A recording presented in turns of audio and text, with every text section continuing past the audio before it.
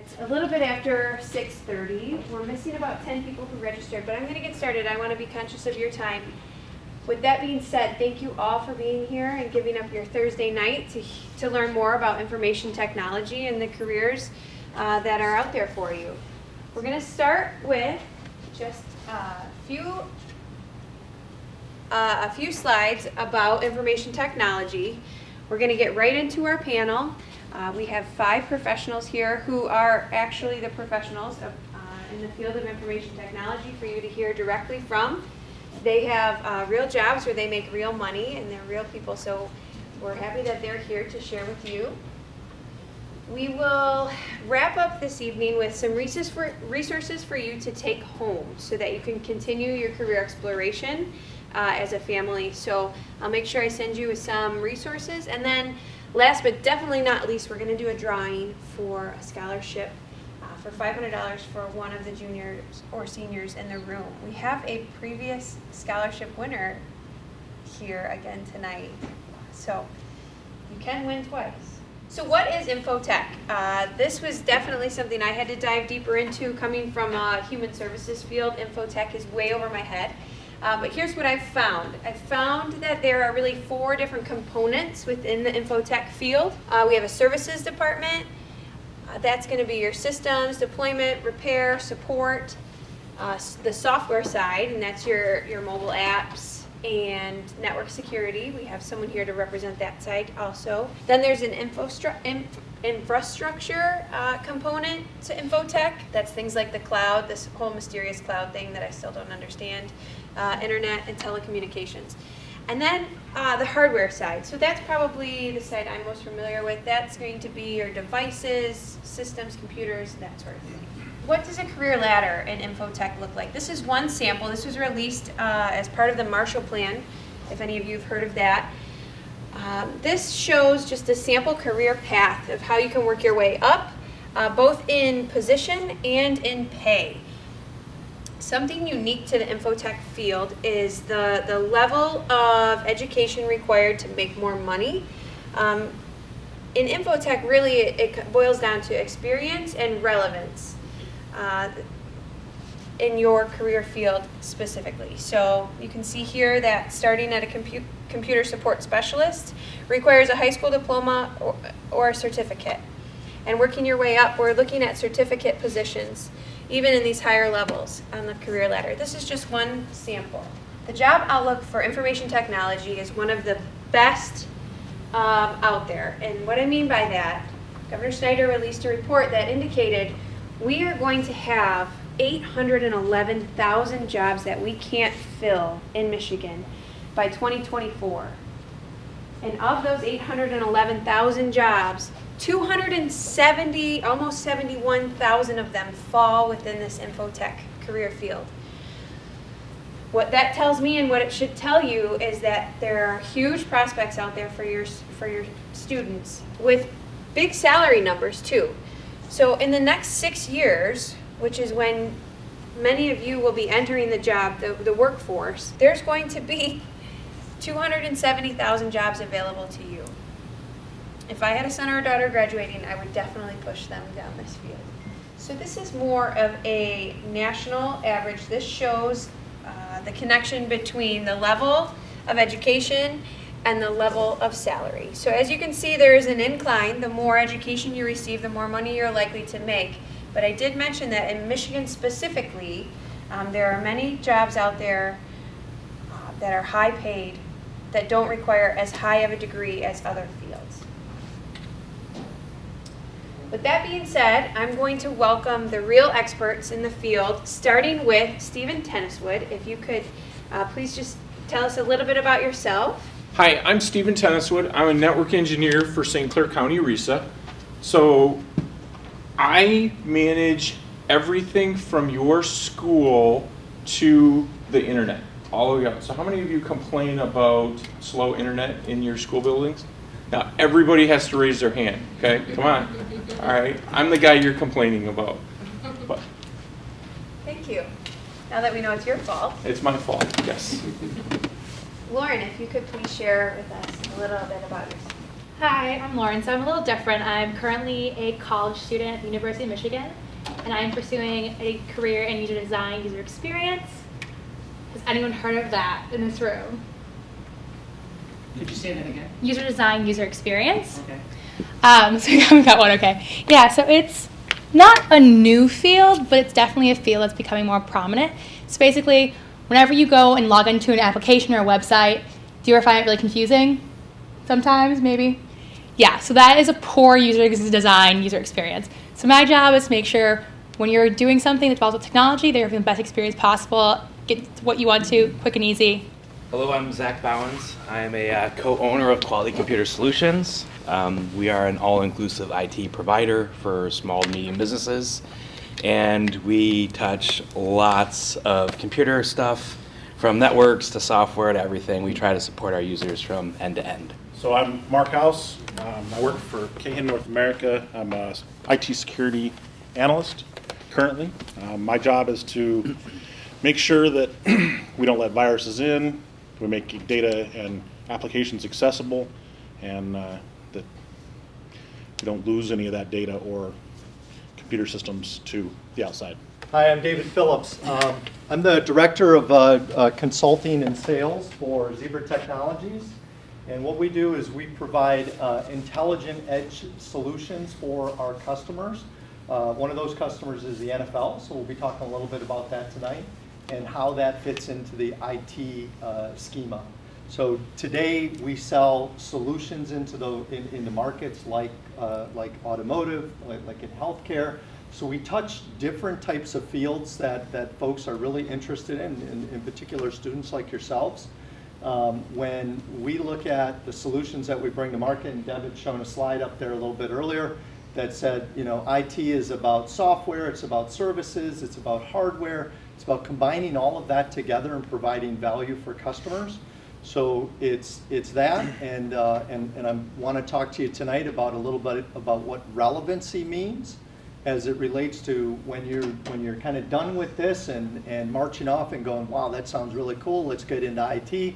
We talk about relevancy and how what you do from here on out creates value for your future employers. So now that we know who we're listening to, I'd like them to know who they're talking to. So may I see a show of hands if you are in 9th grade? Okay, a couple of freshmen. 10? 8th grade? Yeah. Thank you. 11? Great. And 12? Okay, so a little bit of everyone. Anybody younger than freshmen? Yeah. And anybody graduated already, besides their parents? Okay, thank you. Thanks everybody for being here. I do need to make it known that I have candy. So it's available to students and parents who ask questions. We would like this to be as interactive as possible, and I am willing to give incentives to do just that. So now that you know that, I think she brought the candy thing for me. yeah, mostly. Let's get started. Can we just go right down the row? Tell us a little bit about your path to where you are now. So what led you to your current position, please? What led me to my current position? Well, I started my IT career right out of high school.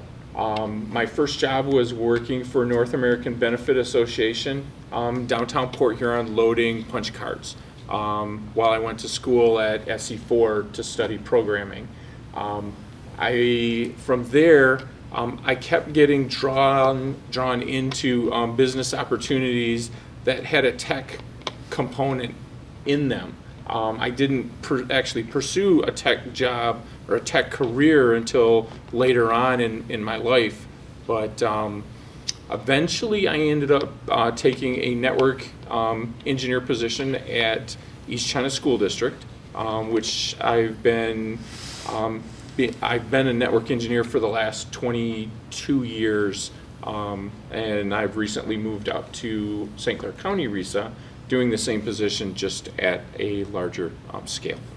Thank you. So I am a senior in college, and so my path is a little different.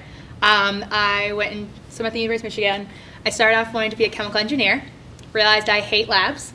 That's all you do as a chemical engineer, so that was not for me. And I like people, I like interacting with people, and an advisor suggested I take a coding class. Never taken one before. They said it's a good skill to have, so I took Introduction to Programming, really enjoyed it. I liked the fact that you could create something out of nothing, and you could create whatever you wanted to, which programming gives you that ability. And then someone told me about the School of Information at the University of Michigan, and basically it combines human and technology and kind of finds a way they interact. So it was a good fit for me. And so I'm still trying to figure out exactly where I'm going in that path. Like Deb had mentioned, there is a ton of pathways.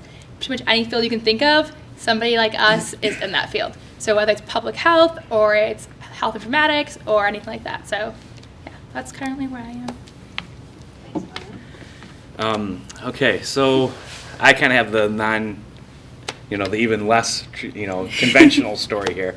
I was very interested in electronics growing up, and I had an excellent electronics program in high school, and I wanted to be an electrical engineer. So I went to Kettering University to be an electrical engineer. I graduated in 2000 with a BS in electrical engineering, and then I went to work for Daimler Chrysler on Dodge Viper, did that for a number of years, kind of fell out of love with that, started fixing people's computers on the side, walked away from that, started my own computer business, and here I am. So I started into the workforce not knowing what I wanted to do. Had no idea. Terrified of the world. And I started out actually just, I was a truck driver. I worked for a small furniture manufacturing company. I got a job working for an IT company doing their shipping and receiving. And they got a big contract and needed anybody with hands. And so they said, hey, come on over. We'll start showing you what to do. Fell in love with it. And from there it turned into the need to take care of a family. So I moved to Michigan and got a nice job with General Motors and raised a family. And then it just sort of grew from there. I think the thing that I liked most about it was that it allowed me to go anywhere and do anything. I think everyone on the panel would agree that in the IT industry, if you want to move, if you want to be in a different field in IT, if you want to do it on your own, if you want to work for someone, there's always a job. Mm-hmm. Absolutely. Yeah. Dave will hire you. Okay. So I've had like three unique careers. My background, I have a Bachelor of Science in Aviation Technology and Operations from Western. So this always goes back to parents and students. When you're investigating programs, make sure that you kind of understand what the lay of the land looks like for the next 4 to 6 years. Because when I was going through college, I did not realize that Ronald Reagan was going to get elected president and then deregulate all of the airline industries.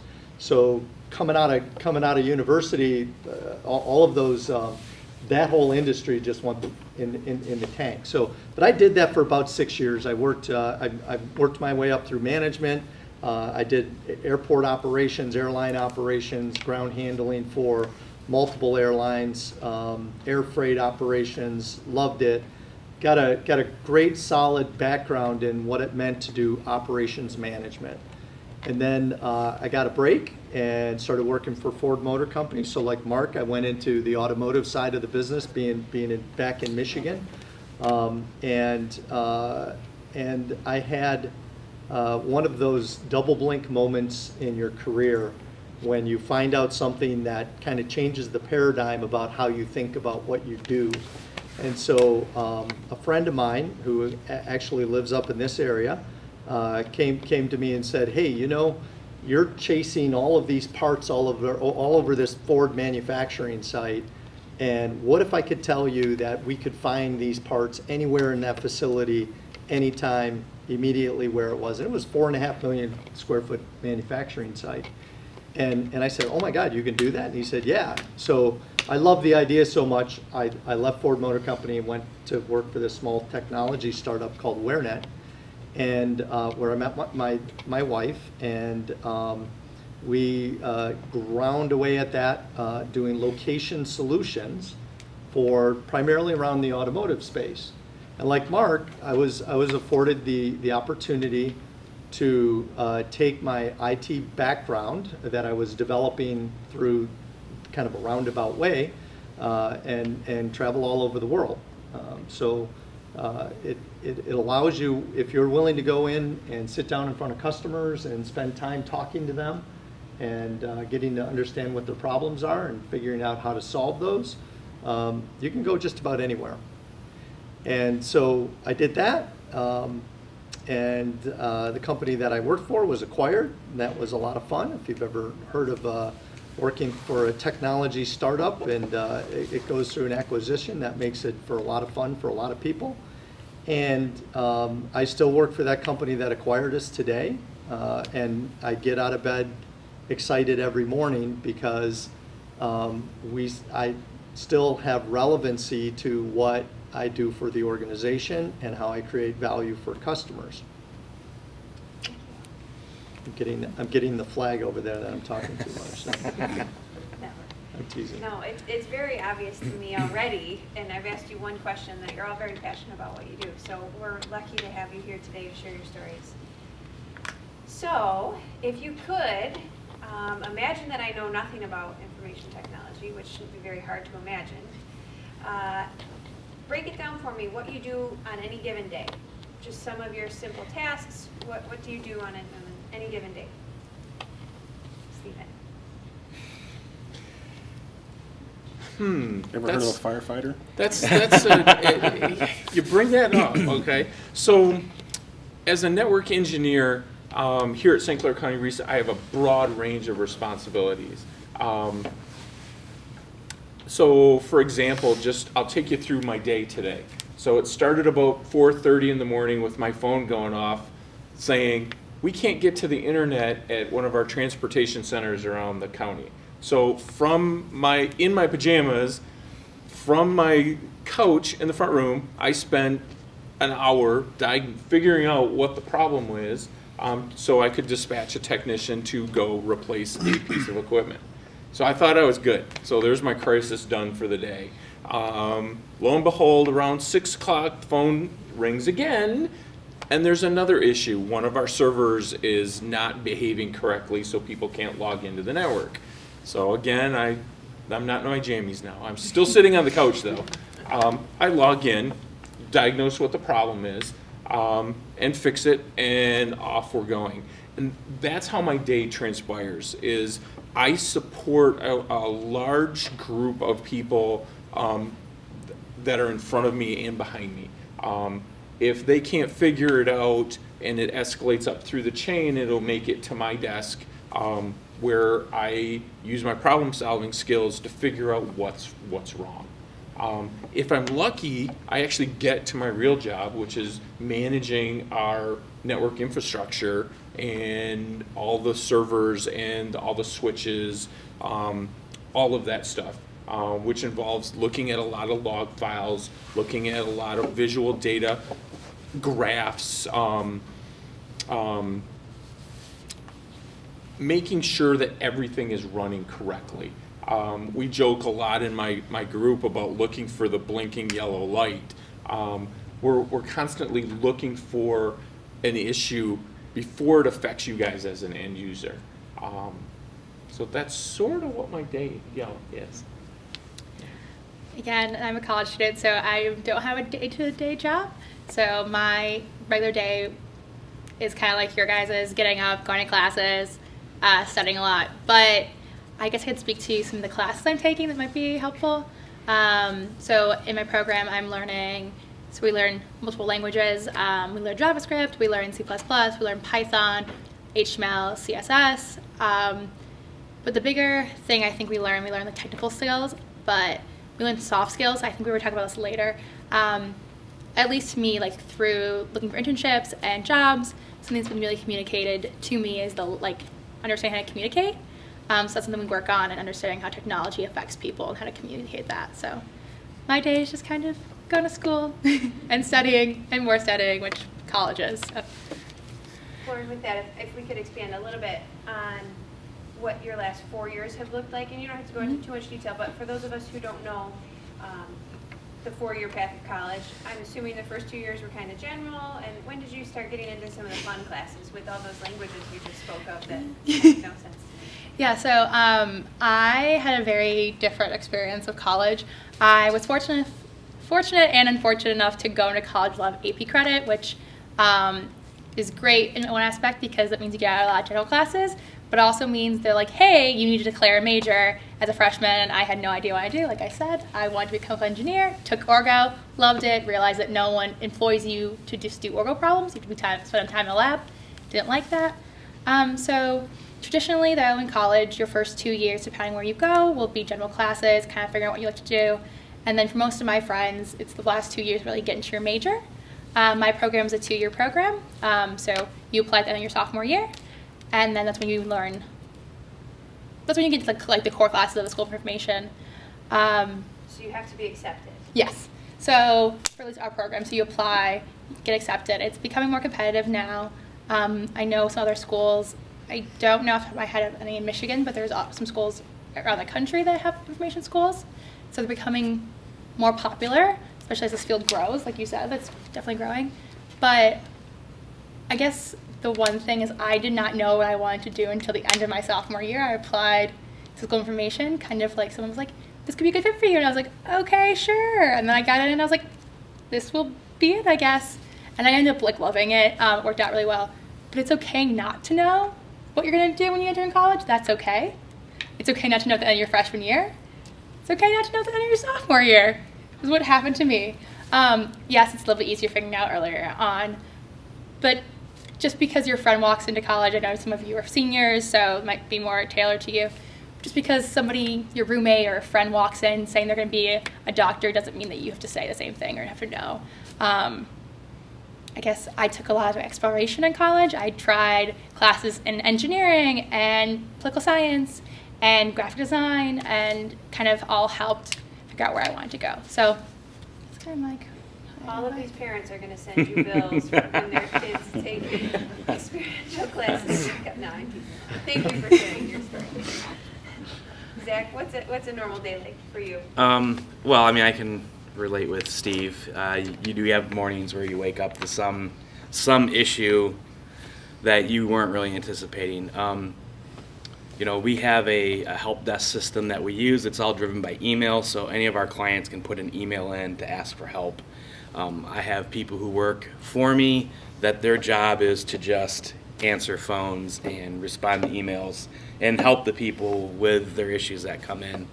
I do that as well, but I'm also running a business, so there is some like the business aspect of it, but we'll skip that part for this. And some days we have stuff scheduled, like we'll have a client that says, I want projectors hung. So we'll have to go out, quote them projectors, figure out all the pieces we need to mount that, hook it all up, provide power to it, cables to it, all that stuff. So we might have a day where we have something on the schedule. We're going to go to this client. We're going to do this particular project that might last all day, might last into the evening. And then other days you might just be firefighting and just trying to solve as many issues as you can for people, which is what I love about this job, is that you just don't sit there like, oh, I'm so bored. What am I going to do today? Oh, it's only 10 o'clock. There's no boring days in IT. So, Correct. so that's one thing I love about it, is there's always stuff to do. So. Thank you. So am I right to assume then you're dealing more with the hardware side? Just all sorts of stuff. I mean, you have people calling in asking for help with like Windows is doing this. I can't send out an email. I can't log in. I mean, it could be a software thing. It could be a hardware thing. My computer won't even turn on. Would be like a hardware thing. I can't access the server. That could be like a network thing. So we kind of touch a lot of different stuff. Okay, thank you. So my typical day sort of falls between what Stephen and Zach said, and some of what Lauren's talking about too, and really that's where the relevancy comes in. So my day starts out as early as I want it to start out.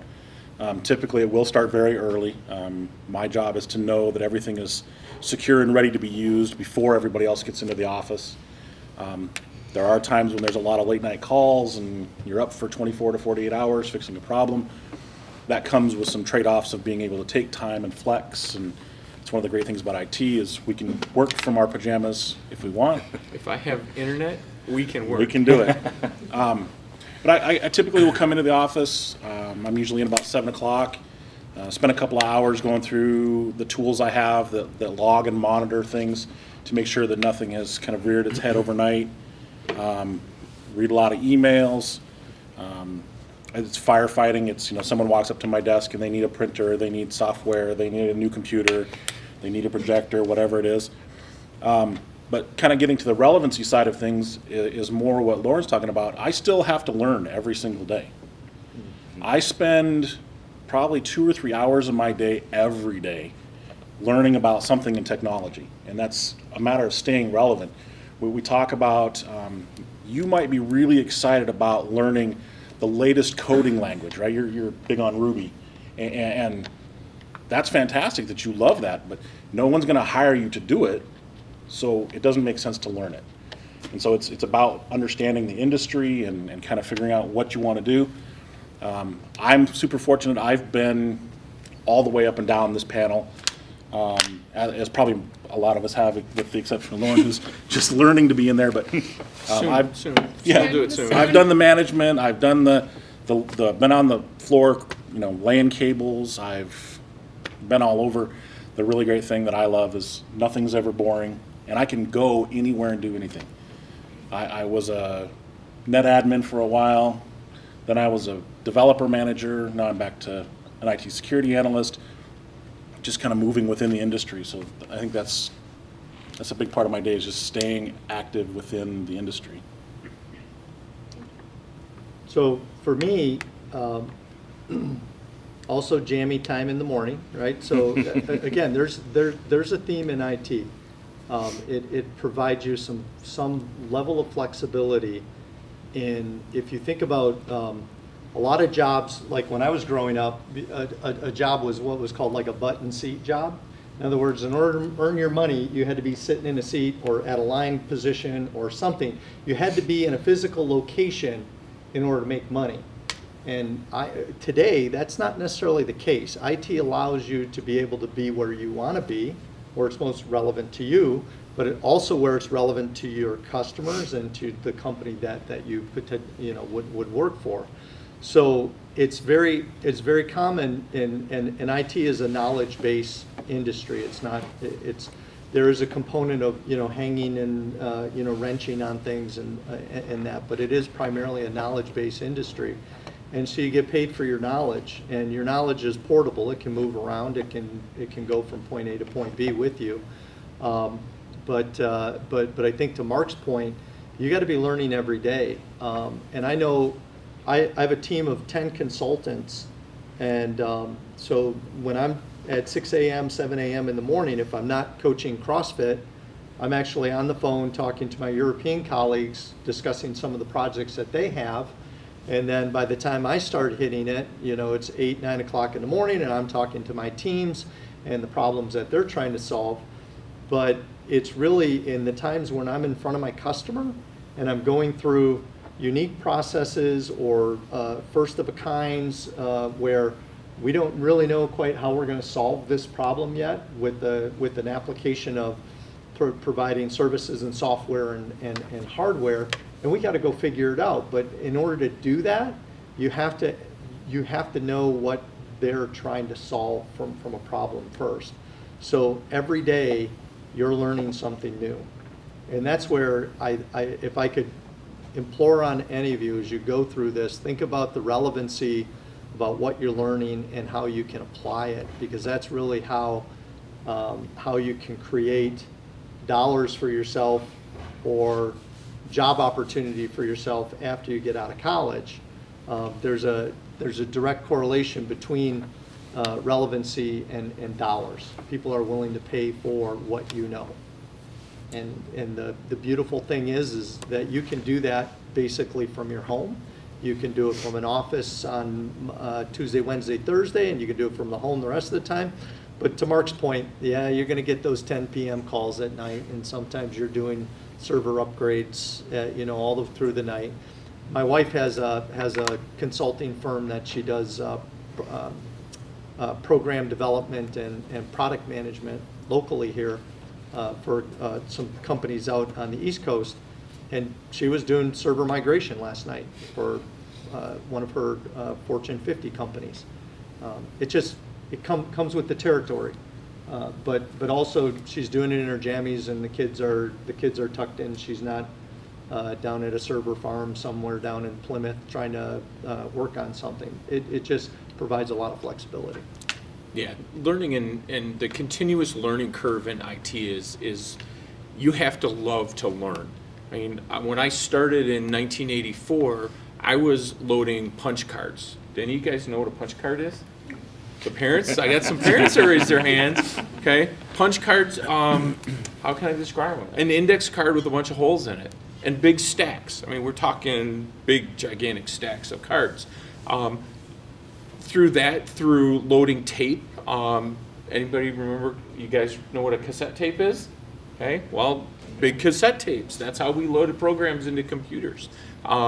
Through the first spindle discs, which were gigantic. They were big and about this big, and they were heavy. Through what we're seeing now, where I have more computing power on my wrist right now than my first computer. But continuing to learn and exposing yourself to all the new ideas that are coming down the pipeline.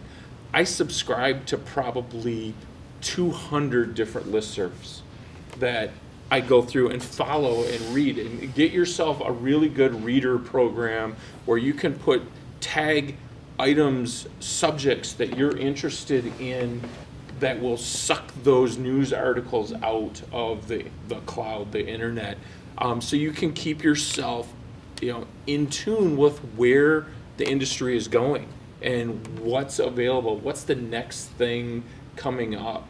If I would have not kept my education up and my continual learning up, I would have been stuck back in the punch card days. I never dreamed of doing what I do now in technology from back when I started. Night and day difference. But you have to continue to learn. You have to continually expose yourself to the new ideas that are out there.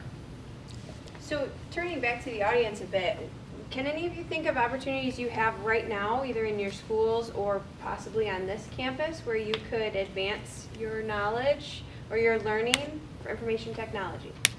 Yeah. Right now, I'm in the tech program for IT. Ding, ding, ding. Go tech for IT. Any other opportunities you can think of? Groups or organizations you could join and be part of? Yes. Robotics. Ding, ding, ding. Yay! Would you like to tell us a little bit about robotics real quick? I promised Brenda I wouldn't talk about robotics. Even if I asked? Okay, I can ask. Yeah. All right.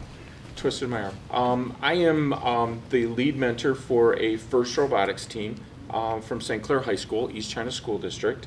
And the opportunities on a FIRST robotics team to learn and experience or have experiences in technology are there in programming, systems and controls, wiring, networking. So there's opportunities there to learn about IT. Thank you. Anybody want to play video games? Y'all like anybody like video games? That's an IT industry, right? You can be a programmer. Maybe you want to be into networking and you're want to work for a company that makes video games, right?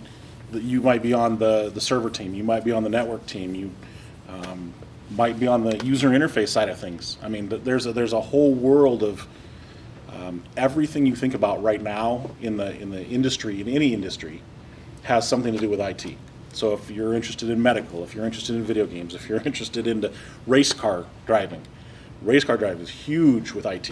Ton of it. Sports. I used to work for the Detroit Tigers about 10 years, and you name it, it was computerized. We were talking about spray charts for where baseballs would go. We were talking about when a pitcher would throw, how many of a particular type of pitch, then we could predict the next pitch. Everything, you name it, it's out there. Casinos, all IT related. I mean, you name it, and there's a job for you, and it's In healthcare. healthcare is a huge one. Yeah. So I did a project a couple years ago where a portable MRI machine.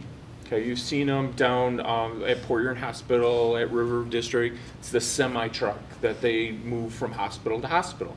Inside of that is a full MRI machine.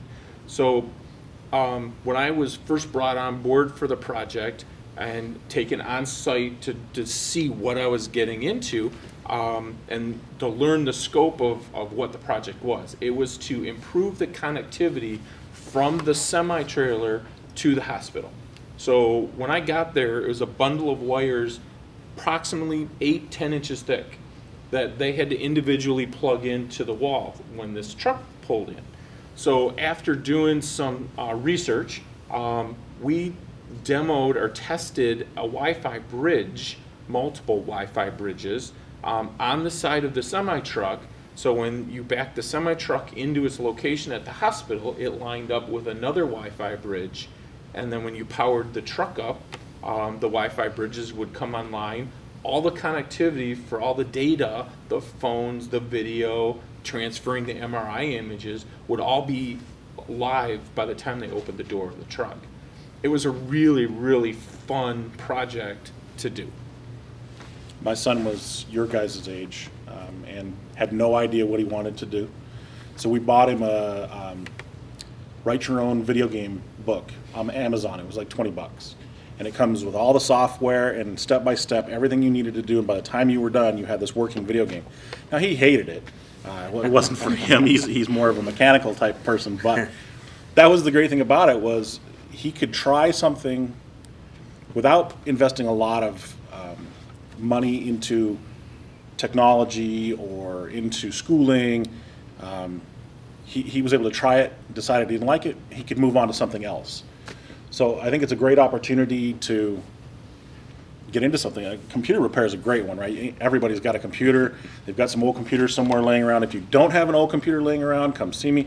I will get you an old computer. We have junk everywhere. But it's about taking the computer parts apart, putting them back together. I can remember working for the Tigers. I think it was in the 06 season. We got a call from one of the suites, and a kid not much older than any of you was sitting in the middle of the suite with our computer torn apart and saying, I can't figure out how to put this piece back in. And so then we had to put it back together for him. But that interest in that probably sparked him into going into something else in a relatively low risk, high reward industry. So you've all heard of in IT, there's this saying of the three A's, right? So Steve touched on one with automation, if you think about robotics and what that means. Another one is artificial intelligence. So your phone and talking to Siri, that's artificial intelligence. And then analytics.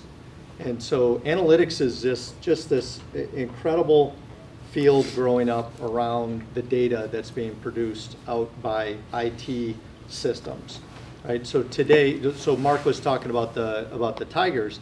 Today, the company that I work for tags every NFL player during the game, every stadium, every player, every play. The players are being tracked, and the data is being generated. It's called next-gen statistics. And so we generate that data through our systems for the NFL. And then the NFL sells that to their partners. So does anybody have an Xbox? Anybody like, okay, you guys got an Xbox? So there's one of the partners for the NFL is Microsoft.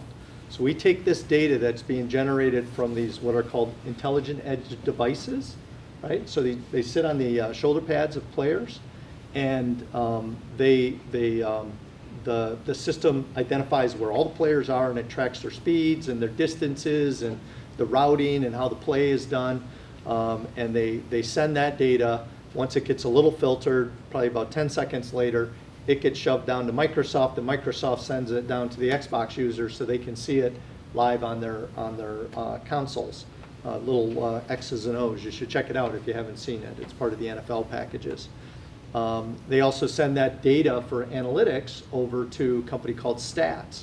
And Stats does, if you're into fantasy football, anybody into fantasy football?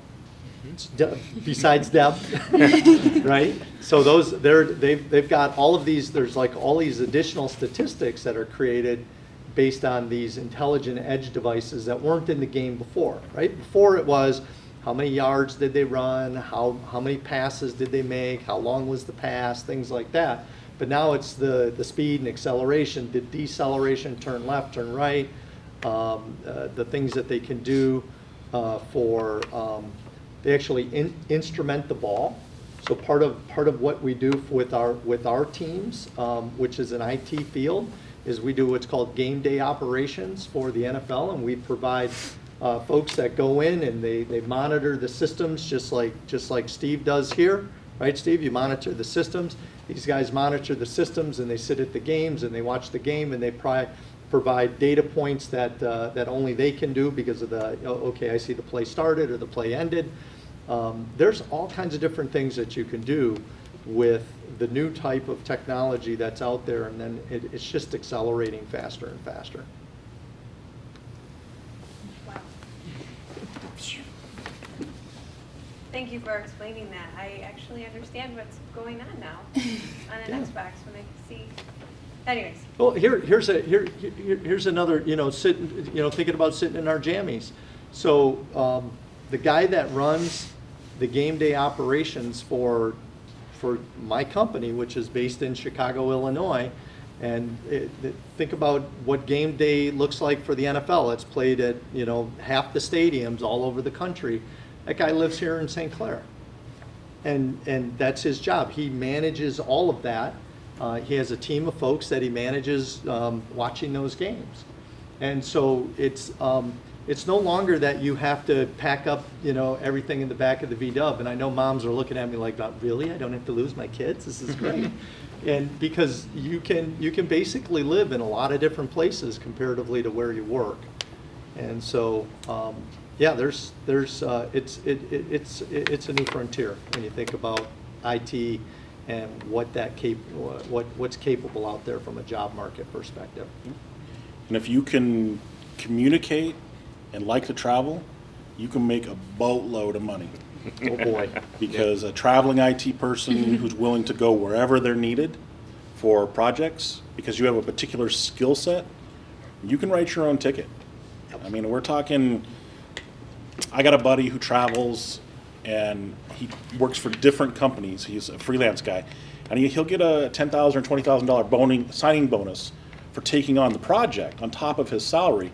And it might be a 6 weeks to 6 month project. And then he's off to do another one. He's been to China, he's been to Hungary, he's been all over the United States. I mean, it's been crazy. IT's taken me to Japan, and all over the United States as well. But had an opportunity to go to the UK. Missed out on that one, but I could have gone.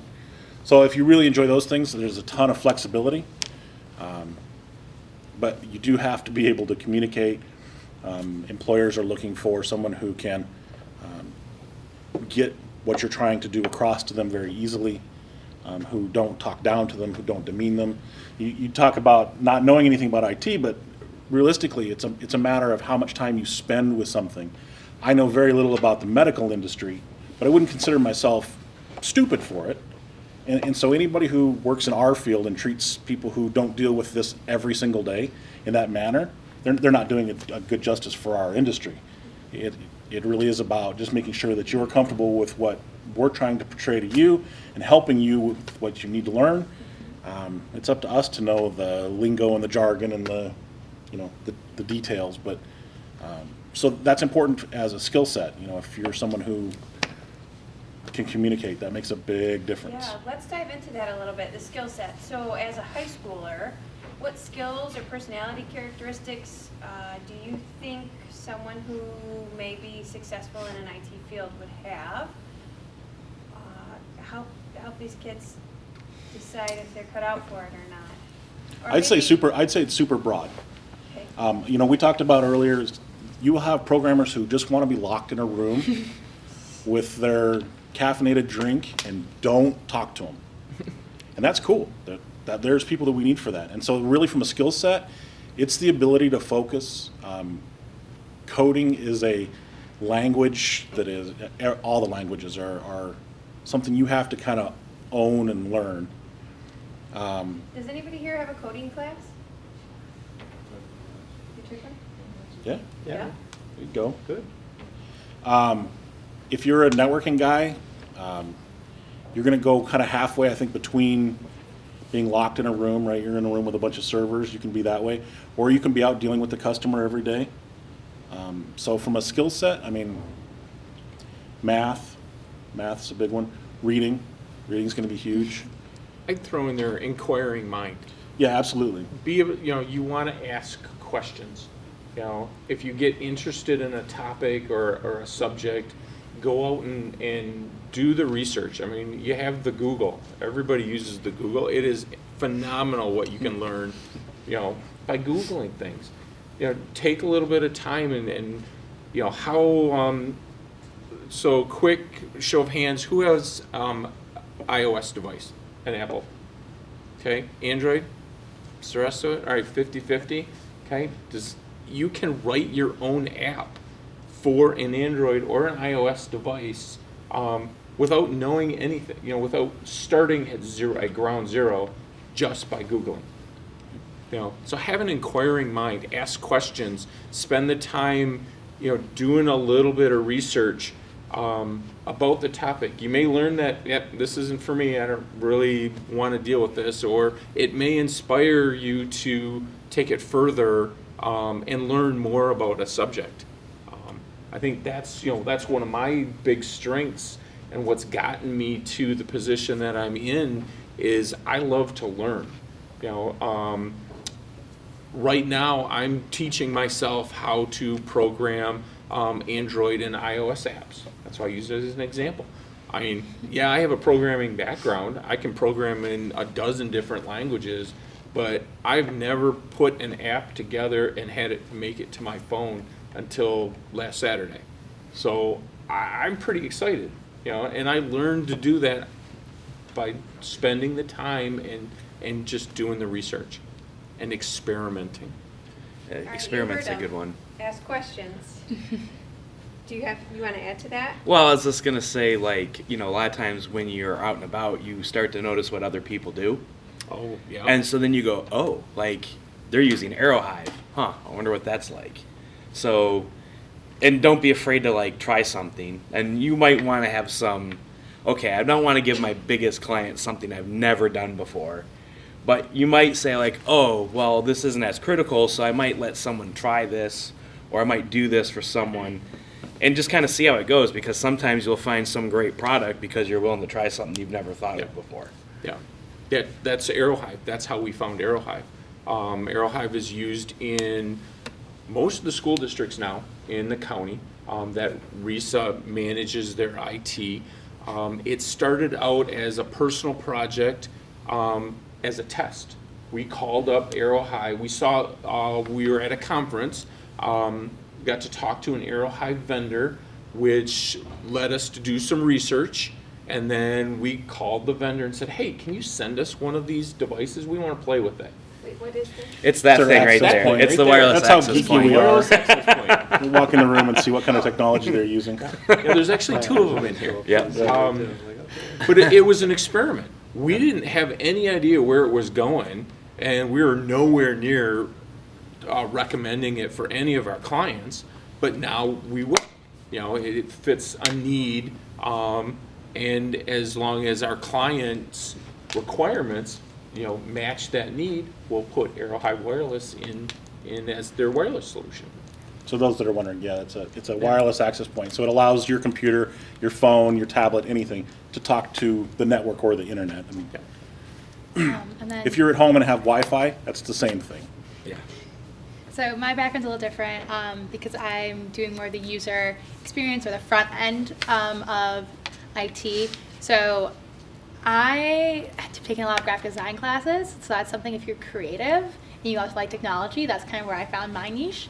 I've also taken a couple different user need available, like user usability and needs assessment classes, kind of psychology. So part of mine is just understanding how people behave and how they interact with technology, and it's a lot of observation and just talking to people. So that's kind of how I've combined the wanting to talk to people and having face-to-face interactions and my creativity side and technology and being able to create your own thing. So How do they measure that? How do they measure how people use? How do they determine whether or not they're having problems, or how do they have just through surveys, or? there's a vast way to do that. One of them could be a survey. Some those tend to get back some data, not as much. You can have, if you're testing a product, you can have someone come in. You can have people try it out and see what's working, what's not. They can follow your eye movements, your hand movements to see where you're looking at, where you're staying at a long time, that kind of thing. There's a plethora of ways to just determine that. But it's an interesting field. I don't know if any of you guys have any other ones to just ask that. User feedback. Yeah. I mean, it's really the big thing is talking to whoever's using your product. Yep. And really Yeah. getting an idea from them. Yeah. We've used user groups. Yeah. Yeah. You know, Yeah, we'll bring in, user you know, you guys right here, and then we would set you up with the technology, or in our IT department, we're rolling out a technician's portal, which you could really hook the interface. And it works. It's not pretty. It's not super user friendly, but Yeah. yeah. So Yeah. And it's a big field that's coming up. It's because if something works but you can't figure out how to use it, or it is not intuitive, you're not going to use it. Maybe some people sitting here might use it, be like, okay, I can get past that, but majority of your clients are not going to use it. One of the things I found interesting was the iPad, the way that you flick through things and you can move things. That was designed because they gave it to toddlers and saw how they were moving them. That's where you swipe, because that was a motion that they did. So it just kind of experience figuring out what works for the user. It's a very interesting field. It's a very important field. I know that when you're in IT, you tend to get I just have to do these 10 tasks, right? And I just need to get through these things.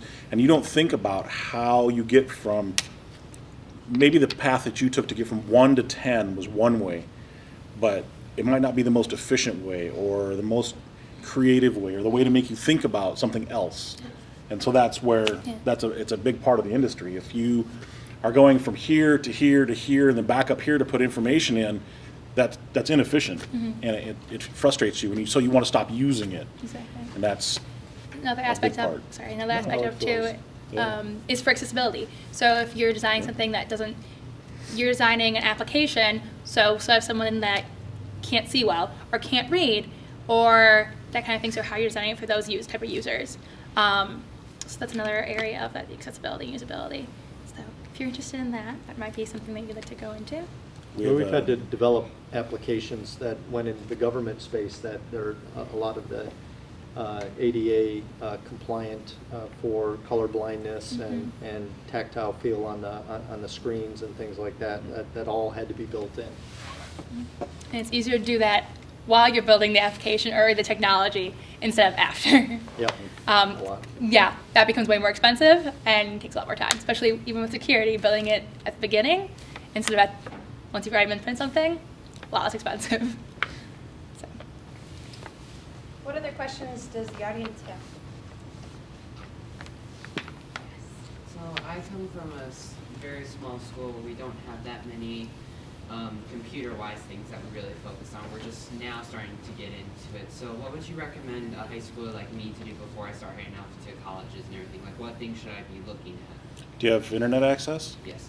The internet. Crappy internet. That's okay. That's okay. It's just slow. Really good resource is a website called cybrary.it. Okay. They offer free training in programming, in networking, in application development. It's a great tool. If you don't have access to something where you can actually go talk to a real person. It's a great way to go. They've got great user base where you can actually submit questions and ask, I'm running into a problem with this, how do I do this? It's all video based, all free. Great tool. Cyber CYBRAY.IT, Cybrary. Kind of like library, but with a Tomorrow, CY. I'll be sending out a survey. I'll be surveying all of you to collect data, and then I'll ask them to do something with it. No, but I'll include that link for all of you too. I'll be asking for feedback.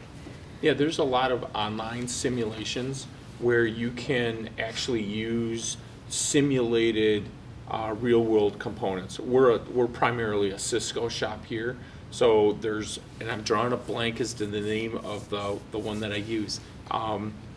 It runs on my computer, and it's a simulated environment, but I can telnet right into the simulated device. I can configure ports. I can simulate wires connecting, different switches or different devices. It's really easy to break things, but it doesn't affect anybody else. So simulations are pretty cool. I have a network rack in my basement full of equipment that I've bought at resale shop at like Michigan State Salvage. I bought off of eBay. It's not the current models, and you don't have support on them, so it could be interesting as to what version of operating systems are on these things. But it gives you the opportunity to play, in an environment that you're not going to, mess anything up. So. Laura, you had some other. Yeah, sorry. No, go ahead. So I went to a school, like high school, that did not offer computer programming classes either. I think the most interaction I had was maybe like R, which is like statistical analysis. It's not real programming. It's like you plug a couple numbers and it runs. So I took my first coding class in college. And I walked in, and there was kids in the classroom that had no coding experience like me, and there was kids that could code circles around me. I do wish I had had some more experience before I walked in, but it's okay. Like there's people like you. Not everyone knows, but the fact that if you're willing to learn and you want to try, that's great. There's a ton of online resources. Code Academy is one. I can't tell you how many times I've had a project in college where I've like Googled something and a video pops up and it's like how to web scrape on, like, and it gives you like 25 YouTube tutorials, and you can build your own app watching one of these tutorials. So I would say it's okay. It's at your high school. There's other resources out there. But yeah, online there's not every, but there's pretty much a tutorial for everything that you're trying to do on the internet. Oh, yeah. If you want to build your own website, you want to build your own app, somebody on the internet has made a video about it, and it's there. So yeah, that's If you do have really bad internet, books. Sam's makes a teach yourself HTML, VB in 24 hours. It's literally 24 one-hour sessions. Yeah. Comes with a disk with all the software you need in the book. By the time you're done, you can write a basic program. Yeah, there's a really good, I'll figure the name out of it and I'll say it Yeah, to you. there's platforms, like Visual Studio is available. It's free. For students. It's free. Eclipse. Atom. Atom. Yeah, I love that. If you're doing Python, Atom's a really great way to start off. It's easy to use. I don't know if anyone knows what GitHub is. Does anyone use GitHub? Ever heard of GitHub? Do you guys know what GitHub is? No. Okay. No, you can describe it. You can go for it. It's okay. GitHub is a code repository. So everybody, that's a broad statement, Yeah. isn't it? Probably pretty Lots true, and though. lots of people use GitHub as their code repository. So on my robotics team, we use GitHub to store the code that runs our robotics, our robot. And then all of my programmers can access that code and pull it down to their laptops and then do whatever their task is for it. And then they can push their changes back up to GitHub. The power in it for anybody is the ability to go out and search, and there's people post code snippets for everything and anything that you want out there. Oh, yeah. If you mentioned scraping a website. Do you guys know what scraping a website? It's where you go out and you look at the site and you pull all the data down, all the stuff behind the scenes down, so that you can look at it. Or copy stuff out and borrow parts. Or get around something. Yeah, or figure out how to download a file that you're not supposed to download. I'm going to get in trouble here. You would only do that for good, positive things. But GitHub is a great place to find little tidbits to get you started. Think about writing a term paper, and you're 10 pages into it, and you want to save it somewhere. You save it to GitHub, right? It's the essence of coding is writing the story, and you say, okay, I've got the beginning, I've got the middle, but I don't know what to do with the ending. I need help. And you post a link to it. Someone else is going to come along, they're going to read your story, and they're going to go, oh, I totally get where you were going with this story, and I'm going to write the ending to your story for you. And then you go back and you look at it and you go, wow, this story makes a lot of sense. Or, wait a minute, now with this ending, I need a completely different beginning. And so you can then reach out and say, okay, hey, I need help. That's how applications get written. It's a really cool application. So if you're starting to learn and you find someone's built an app for something cool that whatever it is and there's code on there, you can pull the code down and you can play with it and see, okay, if I change this, what happens? Does it break? Why does it break? So because it's already built for you, you can kind of play with it and see where it goes wrong, what you could do to improve it. It's I use it in college all the time. I had no idea what it was when I went to college. I found it so confusing. Now I love it. It's a great skill to have. Almost every internship, employer, if you're dealing in the IT field, they will usually get GitHub, especially if you're working in a team environment. So it's a very good skill to have. So if you're interested in more the hardware side, you can find used computers can be bought really cheap. Yeah. Some people give them to you. There's a few people. You just make a phone call and they'll hook you up, and you learn a lot just by taking the case and taking the components out and then putting it back together and seeing if it works. It doesn't have to be the fastest machine in the world to learn something from. You learn things from mistakes. Yep. Especially if you'll learn through coding. If you want to code, I think it's a great skill to have no matter what field you're going into. And you'll learn that you'll sit there for hours and understand why your code's breaking, and you're like, this all looks right, this is all perfect, like it should run. And then you realize that you forgot a colon. And then you're like, well, that was 2 hours of my life wasted, and you get really frustrated. And then finally, when it runs and you have your own website that you built from scratch that can take data and put into a database, and you can pull it out and do stuff, it's really cool because you can say, I did that myself. So yeah, it's this, it's a weird jigsaw puzzle. You get really frustrated and then you figure it out, you're like, oh my gosh, you get really happy. So that's how I view it, at least. Yeah. From my own personal experience too, if you have a job after school and you see an opportunity to look at their technology, ask. Make sure you ask, because you can take a business down. But don't be afraid to ask about it and research. I'm going to show you some employers in the area who have volunteered their people to work with our students. So before we leave tonight, I'm going to show you Career Cruising and My Bright Future, which there's job coaches on there at local information technology businesses. There's internship opportunities, job shadow opportunities. So I'll make sure you leave with that. Also, we are anticipating some awesome summer camps here at RESA. Specifically, what's yours? I think we're going to do an autonomous programming camp again this summer. There's a couple, 2-3 robotics type camps that we're doing this summer. I think we're doing a coding camp, just a straight coding camp. Don't know for sure. These are all still in the works. So we're trying to expand your opportunity as well, because the need is obvious. 270,000 jobs we need to fill. As an employer, one of the big things that you look for is experience. And one of the hardest things for you guys, and anybody, is getting experience. You have to put yourself in a position where you can ask questions and say, hey, can I call it shoulder surfing. Can I watch? What are you doing? And ask those questions. I love talking to people about what I do and showing them how I do things and how things work. In the end, it helps me. If I teach you how to do something, then I don't have to do it. again. I can work on something else. I can go learn a new skill. There's such a shortage of people too. Internships are very available. We have an intern right now, had no IT background at all, knew he wanted to go into the field, but was in his first year, hadn't even started his first class. And so we taught him, and as he goes through the class, he's like, I know more than what the class is teaching me because of experience.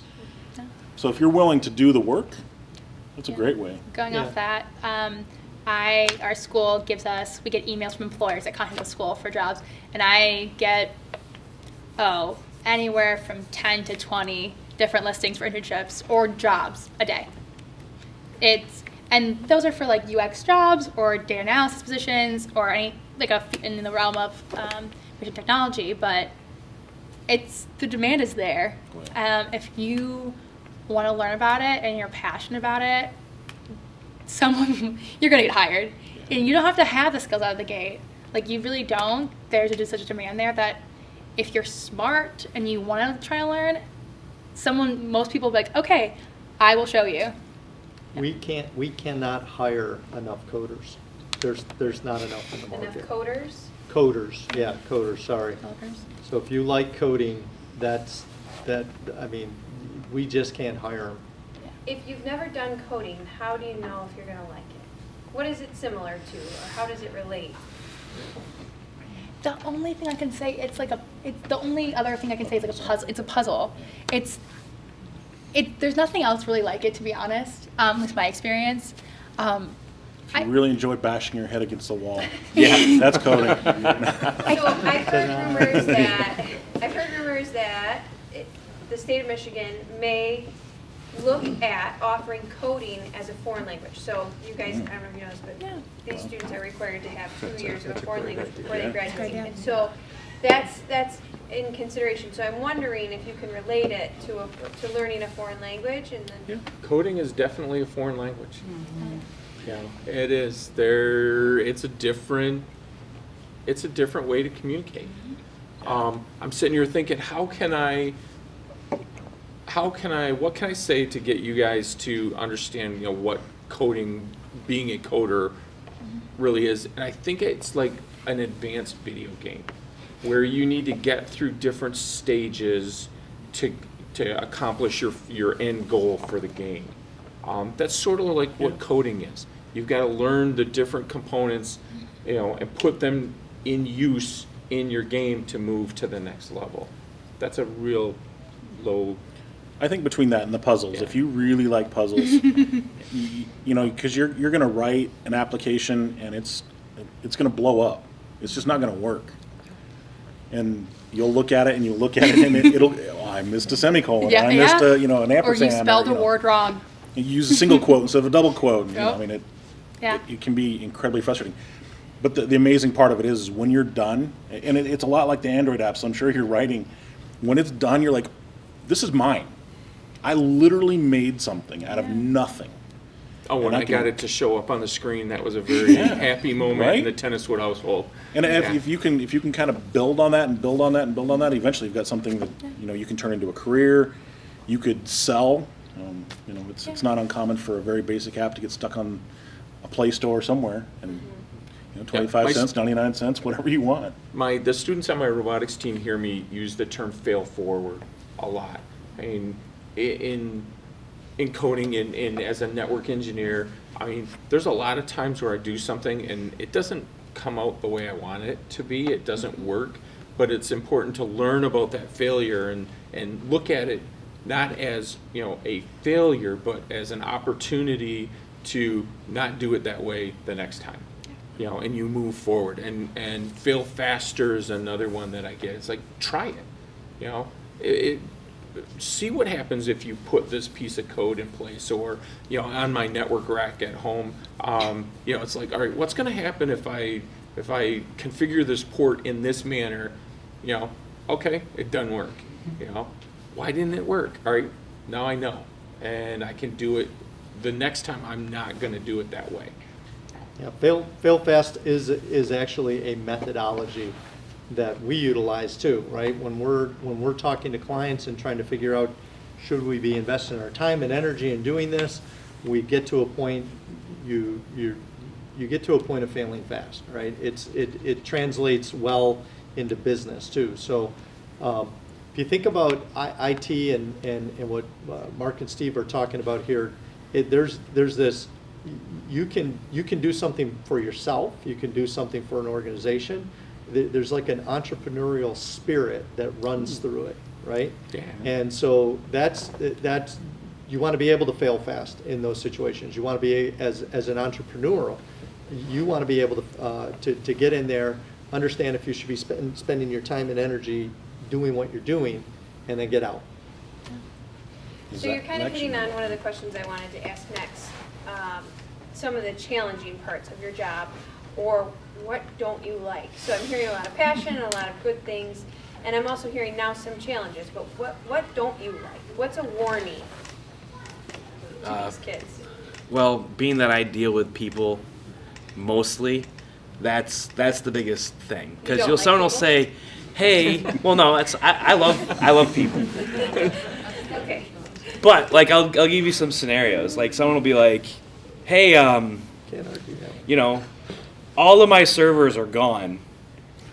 Like they crashed, all of them are gone, and I need to turn this report in 30 minutes. Can you fix it?" No. You know, so you run into those things where people are like, "Oh, well, you're the IT guy. So therefore, you know everything.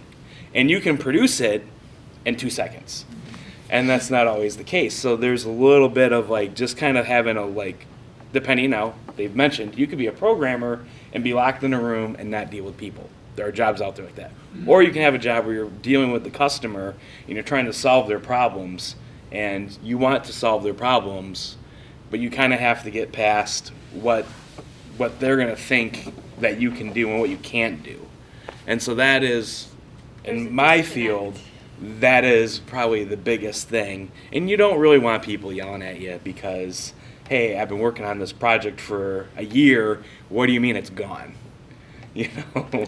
So, you know, so that's probably for me, if that's something that you don't like, you know, that can help steer you on, okay, yeah, maybe I do want to code, or you know what, coding doesn't sound that interesting. Okay, I do like people. I do want to like talk to people and fix their problems, because there is a certain amount of satisfaction in helping them. But at the same time, you got to realize that people want to get their stuff done, Yeah. and they don't want to hear bad news, and so. Yeah, I think that's my biggest struggle with being in IT is those moments where there's nothing I can do. Mm-hmm. You know, I mean, I want to make my end users successful. It's important to me that everything works right and that you guys don't have slow internet. But it's frustrating when, you know, I get that the help desk call gets escalated to me and I can't fix the problem. You know, that's my frustration with IT. Yeah, I kind of have two. So one is like in internships and jobs I've had, which may or may not happen to you guys as you start internships and jobs. I've worked in engineering firms, worked in other things, so I've tended to be the youngest person. And by default, they're kind of like, "Oh, like technology, that's you, like you got that." And I'm like, "That's not my realm. Like I don't know how to install a printer. That's not what, like I don't know how to do that." Or they're like, "You guys are more network people. I'm not." They're like, "You can solve that." And I'm like, no. So then I spend like 4 hours on like Stack Overflow or something trying to like figure it out. But so that's one of my issues, that people automatically assume that because you're younger, you know everything with technology. Because I don't. And the other one is because I'm more of a needs assessment usability aspect. We've been doing with a lot of clients recently in some of my classes. And people often think that technology solves all issues. And it does not. People often view that technology is a solution to everything. And in my personal philosophy with technology in society is that technology is not a solution. It's a tool to a solution. It can't fix something that's already broken. So that's what we have. Like if your businesses have come to us and asked us to fix things, and if your business model is broken, making you a prettier website is not going to fix that. So that's something that I find I've had to kind of politely explain to people. So yeah, so technology is not the solution to everything. I had a customer that they are receiving emails from their customers to do sales. And they asked me, they said, hey, is there some way that you can embed a link on my email that when I click it, it'll open up this other program and take me right to the right field I need to be so I can put stuff in? And I'm like, If I could do that, I What? wouldn't be sitting here. well, or if I can do that, why do I need you? Right. So people will ask you for some pretty crazy stuff because it's technology. Yeah. I mean, can't you just make it do whatever you want? Yeah. Well, within reason. There's limitations, and again, another thing I've learned is that sometimes technology is not the best choice to solving an issue either. I mean, these do wonderful things, but sometimes I think we have to, as a designer, I kind of need to know where my limits are, or where the limit of the technology should go. So that's kind of an interesting. When I started in IT, I worked for a manager who reminded me that, and this is when I started with General Motors, that the secretaries do more work than the president of the company. And so I should treat the secretaries with more, if not as much, respect as I would for the president of the company. So the thing I dislike most about my job or my industry in general is executives. Entitled, do it for me. I shouldn't have to follow the same rules as everybody else. Don't worry about what she needs. I need this. And really, it's, I can't get to ESPN on my phone when I'm not running production on a line. That's a big one. What do you mean? I have to have a secure password? Yeah, exactly. That's my favorite. Yeah. Can't use password 01? Yeah. Probably my favorite saying to tell most executives that have that mentality is, it doesn't matter how many doctors you stick in a delivery room, it takes 9 months to make a baby. So no matter how much resources I throw at something, no matter how much money you think I have or talent I have, some things just take time. You cannot rush some things. Application's a great one. I saw a great meme that was a customer asks for a web page designer, a painting is what they did, a painting of Spider-Man. They wanted it done in 10 seconds, so the person draws it in 10 seconds and it just looks awful. And then they draw it in 2 weeks, of line drawings, and it comes out just beautiful. And it's like, okay, which product do you want? Yeah. It's where do you want to spend your money? Thank you. Dave, do you want to tell Oh us? boy, do I ever want The overwhelming answer about the worst part of your job is people right now. So. Well, it isn't, no. I'm not trying to bash people. I'm just No, saying no. that. People in general is how you make money, right? So, I would say, and it's not necessarily the worst part of my job. It's a recognition of a trait in folks that I personally have a hard time with, and probably most IT folks do, is I call it intellectual laziness. And I think we all touched on it to a large degree. You can go out and solve any problem in the world today. Just go and Google it. I mean, you truly can. I actually caught myself today doing this with my wife. I'm yelling down, hey, how do I set up a site on SharePoint? It doesn't, the link button's not showing up. I can hear it from downstairs. You idiot, just Google it. And it's like, okay, yeah, whoops, I forgot. And it's that recognition that how you have to think is very different today than what it was before. You can't, you've got it all at your fingertips. So it's really up to you to go grab it, go figure it out for yourself, and to solve a lot of your own problems. It's just like with what you're facing today, which is, hey, how do I solve this problem, right? Well, one way is to go talk to a bunch of folks that are obviously very comfortable talking to people, and find out from them, and do your research online. Look to see what these kind of careers pay. What does it look like in the outlook for 6 years out if I'm going to be graduating? Where's the market? If anybody tells you where that whole thing is going to be in 6 years, I think they're probably lying to you, because you could probably know every 3 years it's going to change drastically, and you're just not going to know. To the point I think a lot of the folks up here are talking about, just make yourself the biggest gift you can give yourself is intellectual curiosity. I mean, it really is. Be curious and go out and figure stuff out for yourself. And don't be afraid to try. Yep. And ask questions. Yeah. Yeah. So, what questions do you have? What are your actual thoughts on official certifications? Yeah, whether it be hardware or software. I have more initials. My name is Tenniswood, and I have more initials behind my name, but I don't think the initials behind my name have gotten me to where I am today. That's my personal opinion. 20 plus years in the industry. I have one, I've had more, but I have one current certification. It really comes down to what you want out of an IT career. If you're looking to jump from company to company and be that guy who's on the move and move up through the ladder and make the immediate money, certifications are a really great thing to have, because that shows whoever's hiring you that you've been through the class and you can pass the test. But it really is like a degree. That's what it teaches you, is that I can pass the test. If you're someone who's looking to stay with, and that's kind of where I've been 10 years at the last 2 jobs I was at. And I was pretty near 5 years, 6 years before that at the last job. I don't need the certifications. I have the skills, I've gone to the classes, I've taken, and done the work, but I'm not looking to go anywhere, so I don't need the certifications. Yeah. Yeah. So- Go ahead. Yep. Sorry, Steve. So I think it depends on what you want to do with it, right? So if you think about like network, Cisco certified network administrators, CCNAs, right? So those are, it's kind of a tick box to get into large multinationals to work on, their thing, but it's not necessary. It doesn't necessarily get you ahead. And somebody coming right out of university, somebody like Lauren that just happened to have been exposed to just a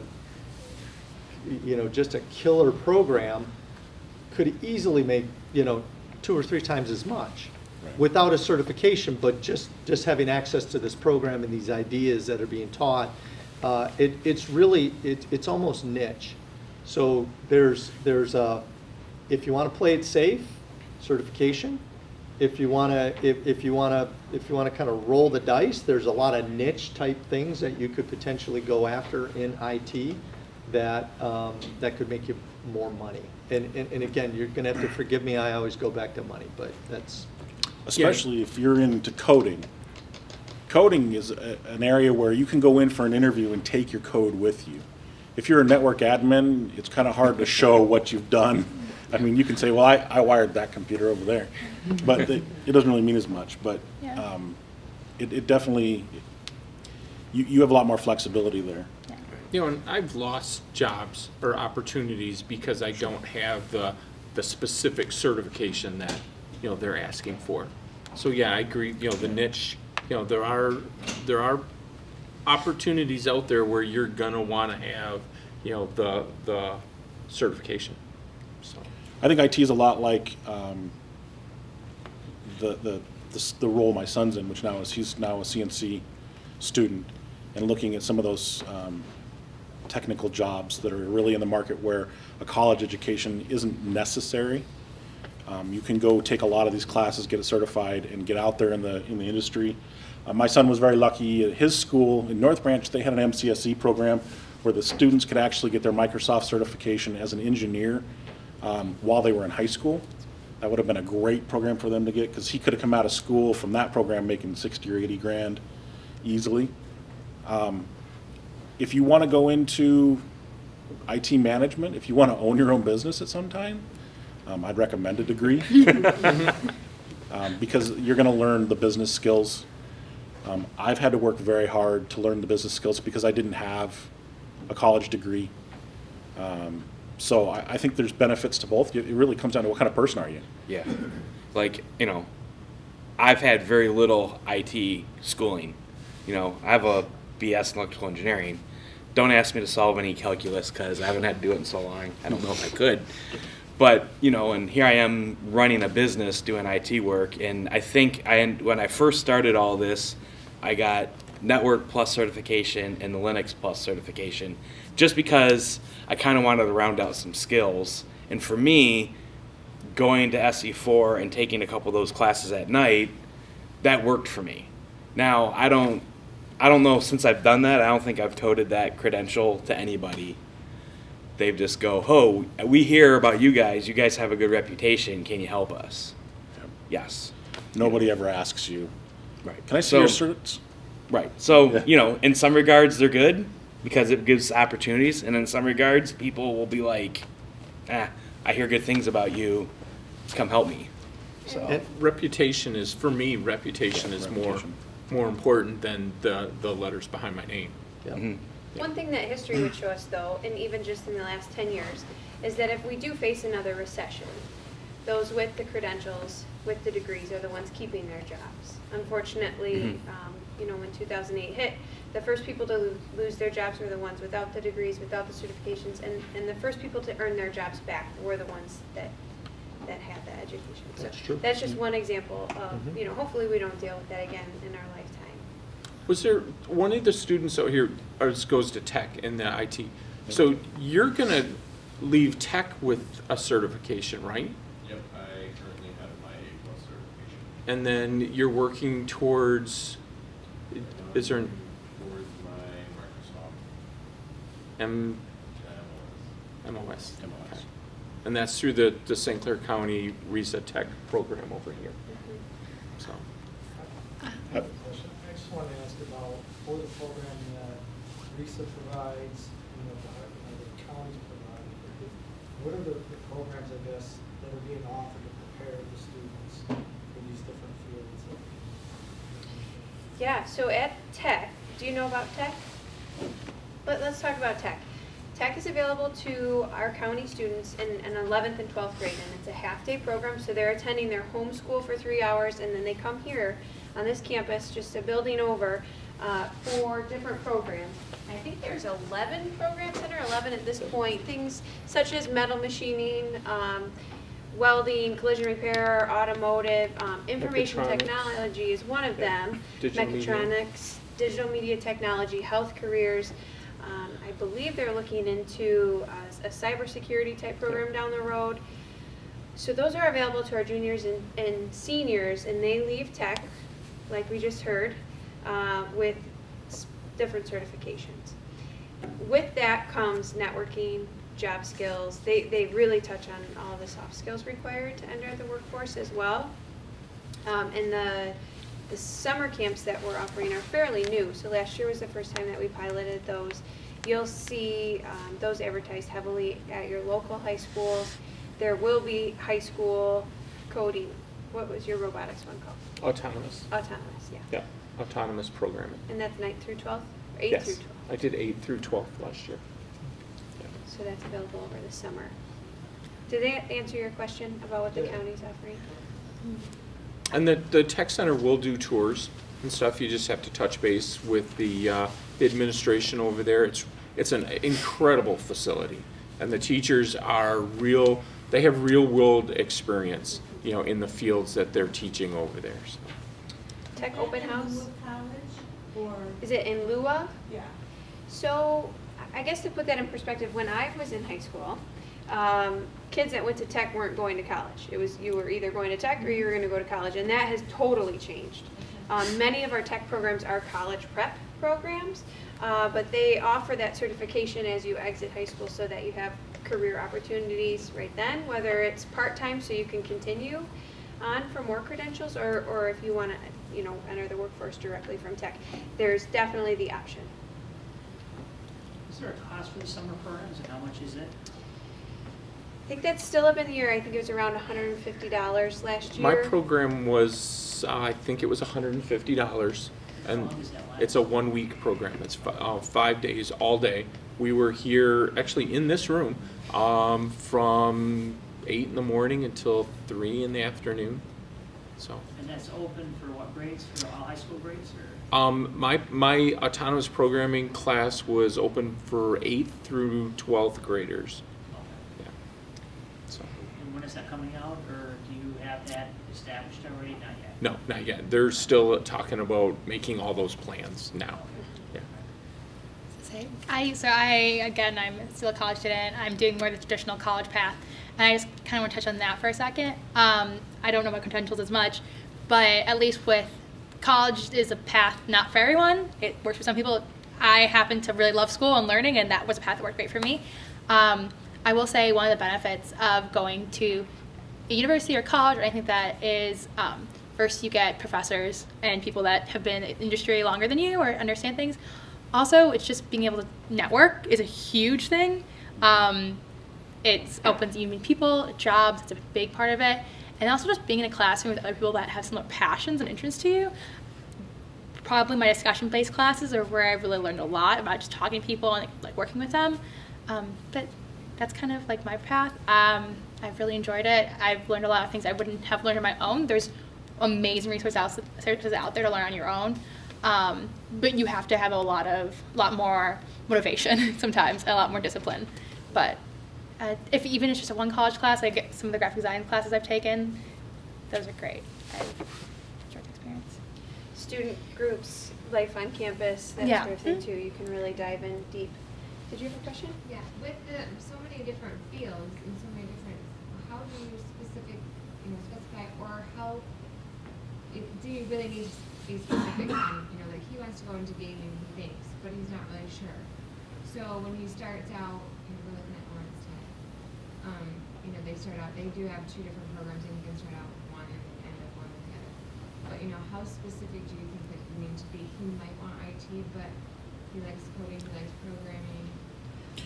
So his first classes, they will give him a broad coverage of everything. He will learn a little bit of networking, a little bit of developing, and then he'll then move on to the next step, which will be whatever he wants. So at that point, you can kind of decide. I think that the other thing too is just play around. Experience it. Yeah, play around with it. I mean, You all have different, titles under your names, so, Yep. but you're all IT. Yeah. The same thing. So how specific does that have to? Can you just So be I'll- IT first? I'll just, so I didn't even come close to doing IT. I was operations for the first dozen years of my career, where, I didn't know what a client server architecture was. I mean, truly, I didn't until I was like in my early 30s by the time I started playing around with that, and I'm like, wait, well, hold on, I was starting fresh. So I think it isn't an all or nothing game. Okay, you don't have to nail it 100%. Good enough is good enough. Just get towards the direction that you're thinking that you need to go, and it's okay to change a little bit midstream. Sometimes, yes, it's a little more costly because you got to pay for extra classes and things like that. But it goes back to it's the market around IT continuously changes, and so you may be going in this direction thinking I'm going to love this, and you just went right down the buggy whip factory, right? I mean it's possible. Right, so I wouldn't get too.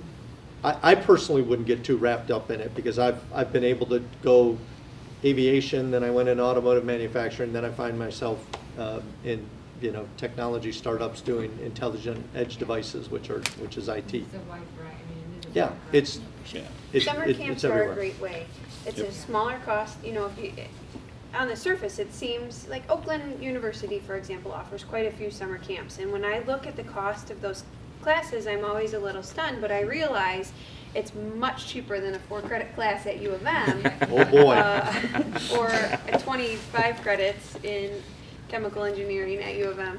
I'm sure it's much cheaper than that right off the bat. There's also some opportunities possibly for dual enrollment classes where he could take classes, yep.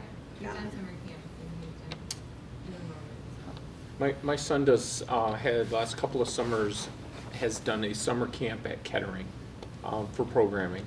It's a 2-week, 1 week, 2 week, I don't know, or it's 1 or 2 weeks. He does 2 of them, so I think it's 2 weeks, where he gets the experience. And I'm thinking of my career path. I mean, I started right out of high school and at SC4. I wanted to be a coder. That was what I was doing, and I look at my career, and I've always been in IT in some fashion, but I've gone, through data analyst to a systems designer to a network designer. Right now I'm doing more Microsoft, more systems and servers stuff than I'm doing, actual network design. So it ebbs and flows, where I've been going over my last 30 years. My But it career was the same started way. out because I took my first, IT class at SC4, and that got me going down the road, the path. I started out with networking, thought that was everything I wanted to learn. Sort of started learning a little bit about security, realized that in order to do security, I needed to learn a little bit about programming. Started learning a little about programming, realized I hated programming. Went back into security. You'll know quickly. Yeah. Touch on the camps. There's a lot of online camps, coding camps. We get emails all the time, even like at a college level, of like, hey, this is going on. I won't talk about it too much, but there are scholarships out there, or a lot of them are free. It's also, if you're a girl, I know it's just like 2 of you, there's a lot of scholarships to code. And a lot of camps out there meant for just for girls to code. We are still a represented population in tech. So if that's something you're interested in, there's a lot of, at least I can't speak to the guys as much because I've just gotten a lot for girls. Coding stuff. There's a lot of summer camps, a lot of online coding camps. There's a lot of resources out there. But, yeah. A lot of free resources. So counselors are a great resource. Make sure your students have a relationship built with their high school counselors. They're going to know your kid for the next 4 years, or depending on where you are. Also, this is a tool that you can take home with you. So students, I know you roll your eyes at me when I say career cruising, but please show your parents your EDP. So every student in the state of Michigan is required to have an educational development plan, updated every year. So whether or not you know this about your son or daughter, they have one. I've helped them with it, even though they roll their eyes at me. I want to show you some of the amazing resources that we do have right at our fingertips if they can remember their login. And if they can't, I can look it up for you right now. In Career Cruising, your students will complete career inventories where they can explore career options that match their interests and abilities. I'm just going to show you one quick thing you could do. Let's say you wanted to look at maybe video game design. You can learn more about careers. I can enter video here, and video game developer is right here for me to click on. I can see a salary range, levels of education required. I can ask questions on a discussion board and talk to those career coaches I mentioned earlier. I can watch videos, real people doing real work, making real money. I can learn about the tasks, attributes and abilities that would lend themselves well to being a video game designer. You can learn more about the workplace. You can even dive deeper in here. You can find out, I always, like, Dave, I'm with you, let's look at the money, right? Mm-hmm. That's why I went into education. Show me the money. Exactly. You can find out if I would make more money, going to California. Yes, I would. It'd cost you a lot more too. That's Yes. right. That's what I'm doing. Yeah. I heard they were going to tax texts in California the other day. Yeah, Wow. that Okay, showed I'll up on see. my reader app. They were tax tests. So you They're- can look yeah, at text interviews from messages, different tests. people and hear about Oh. their experience. You can dive into any career, and also you can go into education and find out what programs in the area are available, what classes they should be taking in high school. So just a wealth of knowledge here on Career Cruising. Please see me before we leave today if you'd like your son or daughter's password. Job shadowing, Job shadowing. is huge. Within here, you can actually find, if you are a junior or a senior, the opportunity to job shadow. So local companies that have offered the opportunity, there's coaches, companies, activities. This is where you would find job shadow opportunities, career fairs, guest speakers. You can search by the company, the location, I don't expect you to remember all of this, I just want you to know that this tool is available. We're getting short on time here. I'd like to allow a few minutes at the end to break out if you have specific questions for any of the panelists. Dave's got a quick video he could show you about some of the neat stuff he does with the NFL. Is that your running? That's my. That's your running? Okay. And I get you on the flash. Go ahead. I went and looked. My server room is, my data center is actually reasonably clean today. And if any of you students would like to go see where the equipment that I work with every day, I can do some quick tours through our data center. And Zach's got some Viper parts to take a look at. So Zach's going to be in this back corner. Dave's in that back corner. I know Lauren, it's you not wanna hang out IT, up but here if you wanna Yeah, learn you- more about It is my current- history. Yeah, Sorry. history. All right, UX or user experience user design, or if you have college questions or that kind of thing, more than happy to answer those. And then Mark will put you in that front corner. Sure. And you're going to take a field trip. Yeah, I can take a So field Stephen trip. will meet you out in the hall if you want to see We the can do server. multiple field trips. If you guys could all join me in thanking our panelists for an awesome evening.